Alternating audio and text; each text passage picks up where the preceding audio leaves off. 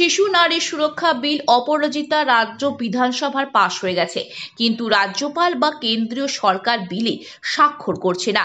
এরই প্রতিবাদে এবং মুখ্যমন্ত্রী মমতা বন্দ্যোপাধ্যায়ের নির্দেশে দেগঙ্গা ব্লকে বিনাপানি বালিকা বিদ্যালয় থেকে বেড়াচাপা চৌমাথা পর্যন্ত মহিলাদের নিয়ে প্রতিবাদ মিছিল করলেন দেগঙ্গার বিধায়ক রহিমা মণ্ডল।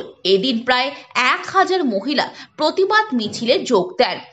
দেগঙ্গার বিধায়িকা রহিমা মণ্ডল বলেন, শিশু ও মহিলাদের স্বার্থে মুখ্যমন্ত্রী মমতা বন্দ্যোপাধ্যায় অপরাজিতা বিল পাশ করেছেন, কিন্তু কেন্দ্রীয় সরকার বা রাজ্যপাল এখনো পর্যন্ত বিলে সই করেননি।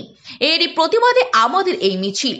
বিধায়ক রহিমা মণ্ডল আরও বলেন, যতদিন না এই বিল কেন্দ্র সরকার ও রাজ্যপাল পাশ না করছে, আমাদের এই আন্দোলন নেত্রী মমতা বন্দ্যোপাধ্যায় ও চন্দ্রিমা ভট্টাচার্যের নেতৃত্বে চলতে থাকবে। আমাদের নেত্রী মমতা বন্দ্যোপাধ্যায় বাংলার মানুষের বা মা বোনেদের কথা চিন্তা করে এই বিল এনেছিলেন, কিন্তু কেন্দ্র সরকার আর কেন্দ্র সরকারের দালাল রাজ্যপাল এখনো সই না দিয়ে আটকে রেখেছে। তারই প্রতিবাদে আমরা পথে নেমেছি। আমরা নেত্রী মমতা বন্দ্যোপাধ্যায়ের আদর্শে আন্দোলন করতে শিখেছি। আন্দোলনের মাধ্যমে এই বিল আমরা পাশ করিয়ে ছাড়ব। প্রচুর মহিলা এখানে এসেছে, তাই গাড়িও পাস হচ্ছে না। এত মানুষ, তাদেরকে তো সেফ রাখতে হবে। এখানে রাস্তা অবরোধ হয়নি। এখানে আমাদের মিছিল আজকে এখানে শেষ করছি।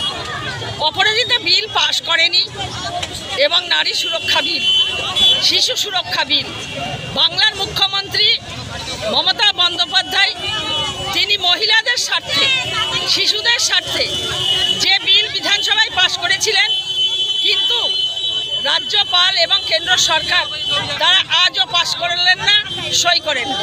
তারই প্রতিবাদ। আজকে যদি নারী সুরক্ষার জন্য এই বিল পাশ হতো, তাহলে ধর্ষণকারীকে ফাঁসি চাই এই বিলে আছে। আজকে ধর্ষণকারী যারা, তাদের ফাঁসি হতো। রাজ্যপালকে কি বলবেন এই বিষয়ে?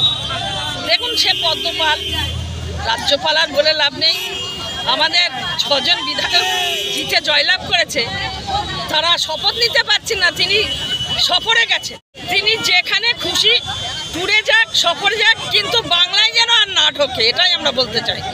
আগামী দিন কি এই আন্দোলন চলবে আপনাদের? 100 বার চলবে। আগামীকাল ঠিক বেলা 3টায় দেগঙ্গা বাজারে আমাদের মহিলাদের ধর্ণা চলবে।